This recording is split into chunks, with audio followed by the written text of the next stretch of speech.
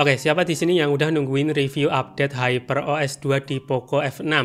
Kalau iya, langsung aja kita ke video pembahasannya. Pertama, file update.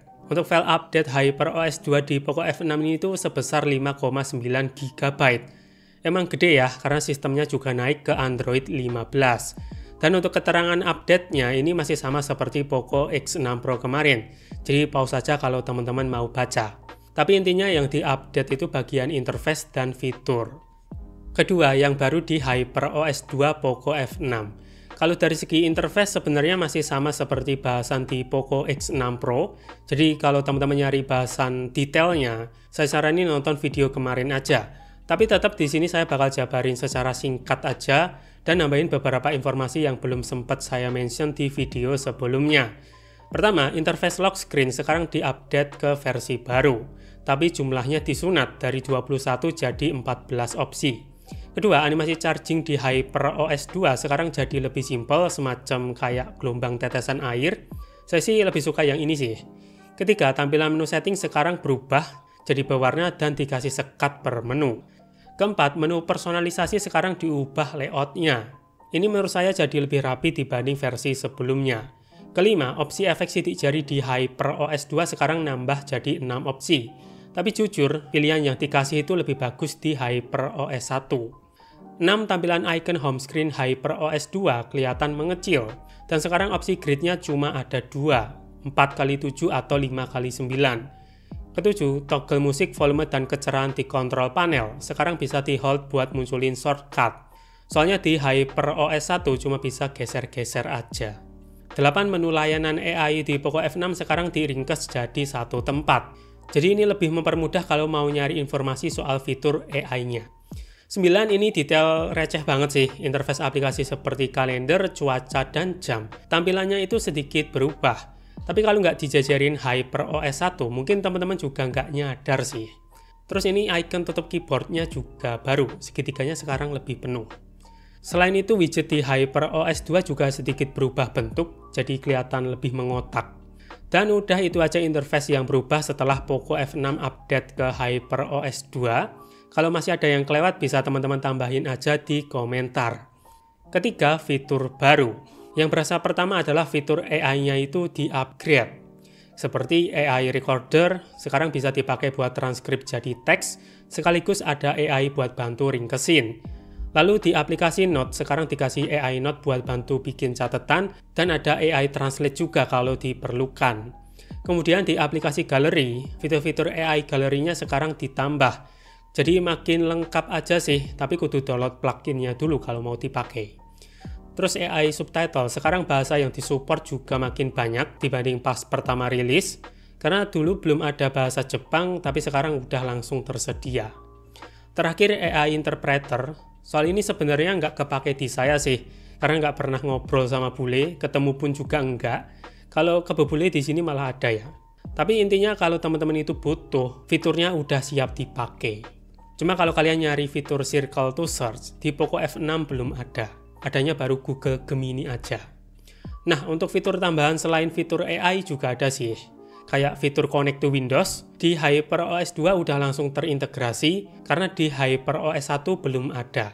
Terus ini entah sebelumnya udah ada atau belum ya, karena saya juga baru tahu. Jadi ada shortcut gesture dengan cara ngetuk bodi bagian belakang, bisa 2 kali atau 3 kali.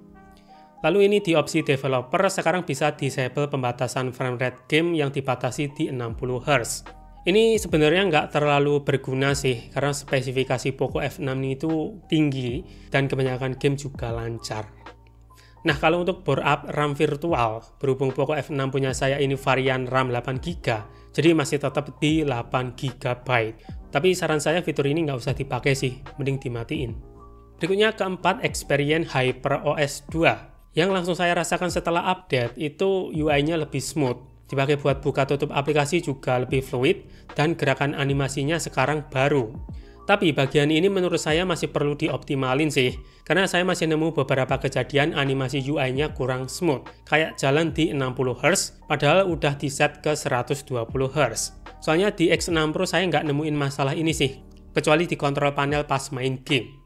Terus ini masalah klasik UI Xiaomi, Entah kenapa HyperOS 2 ini tuh rasanya lebih agresif ngekill aplikasi yang ada di background. Padahal free RAM-nya masih dibilang cukup aman. Cuma masalah ini ada solusinya sih, tinggal kunci aja aplikasi yang nggak kepengen kena kill. Kelima, bug dan keluhan. Soal bug sejauh ini saya baru nemu satu aja sih di WhatsApp dan Facebook. Jadi kalau pakai navigasi 3 tombol atau gestur di mode dark mode, background tombol navigasinya malah berwarna putih. Padahal kan harusnya adaptif ya. Dan udah, selain itu saya nggak nemu bug baru lagi. Bahkan bug nge-freeze seperti X6 Pro saya nggak temuin di Poco F6. Cuma itu aja, animasi UI-nya kadang-kadang masih kurang smooth. Itu pun siklusnya juga jarang sih. Jadi saya nggak banyak bahan cerita soal bug. Tapi kalau untuk keluhan, ada sih. Dan keluhannya masih sama seperti keluhan di Poco X6 Pro. Pertama, kenapa overlay FPS monitor bawaan dihilangkan? Walaupun ada yang namanya FPS monitor di game turbo, tapi kan nggak bisa overlay, jadi nggak bisa dijadiin acuan data real time. Kedua, kenapa metode koneksi yang biasanya ada di info aplikasi sekarang dihilangkan? Padahal itu shortcut paling cepat. Jadi mau nggak mau kudu nyari di settingan aplikasi keamanan. Ketiga, kenapa susunan layar utamanya cuma dikasih opsi 4x7 dan 5x9 doang? Udah gitu di grid 5x9, ikonnya terlalu kecil. Beda dengan HyperOS 1 yang pilihan gridnya itu lebih banyak. Keempat, ini kalau teman-teman suka main game sambil rekam data FPS lewat Tacostat, di HyperOS 2 itu udah nggak bisa overlay dan nggak bisa record. Tapi ini lebih ke masalah aplikasinya sih yang belum support di Android 15. Setidaknya untuk Scene 8 ini masih bisa dan berfungsi normal. Dan udah itu aja soal bug dan keluhan yang bisa saya jabarin. Kalau teman-teman ada problem lain, coba share di kolom komentar. Keenam, performa Poco F6 setelah update HyperOS 2. Untuk Antutu 10, terakhir saya ngetes di HyperOS 1 dapat sekitar 1,4 juta, lebih 40-60 ribuan. Tapi setelah update HyperOS 2, hasilnya itu ternyata masih mirip-mirip. Di mode biasa dan performa nggak beda jauh, malah hasilnya cenderung naik.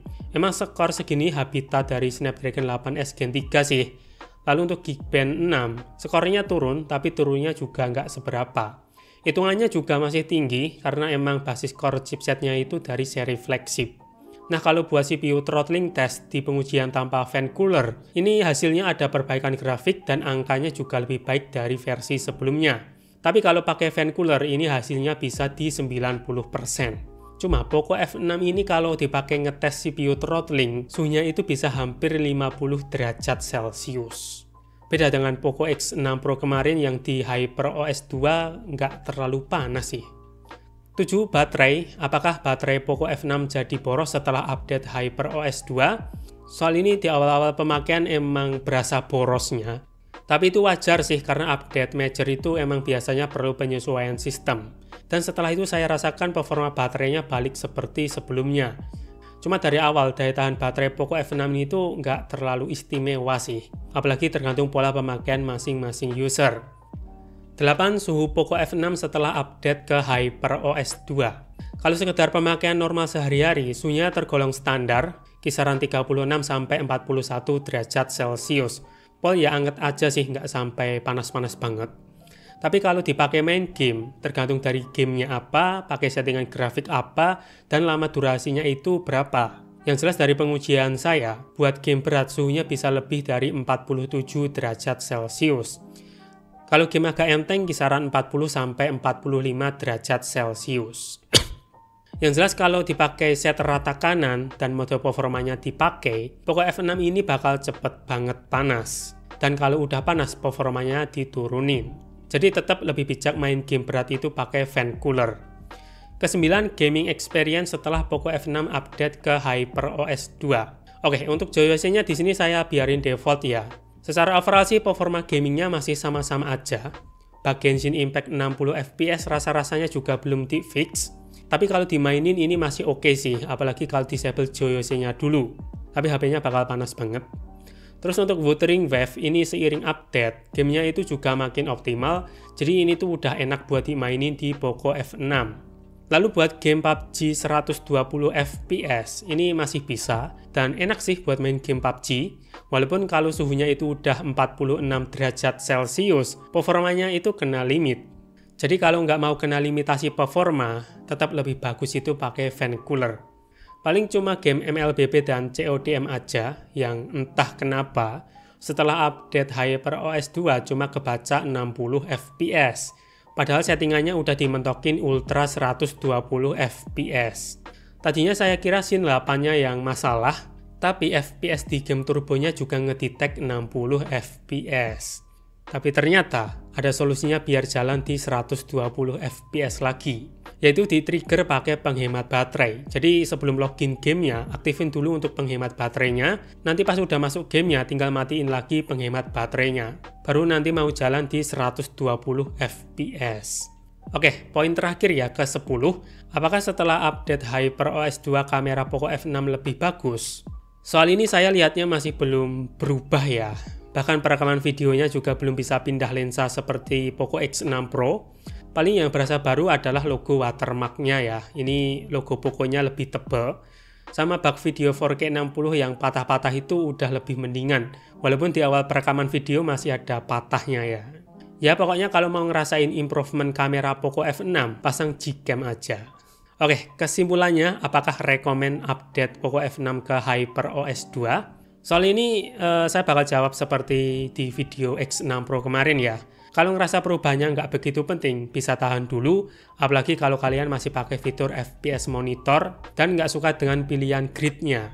Tapi kalau teman-teman bisa mengabaikan kekurangan HyperOS 2 dan pengen ngerasain user experience baru, silahkan di-update. Tapi jangan berekspektasi tinggi ya, karena emang perubahannya berasa minor. Oke, segitu dulu untuk review update HyperOS 2 di Poco F6. Kalau teman-teman punya tambahan info atau pertanyaan, langsung coret-coret aja di komen, sekalian buat diskusi. Jadi sampai jumpa di video review update software major berikutnya, dan Mata Asita.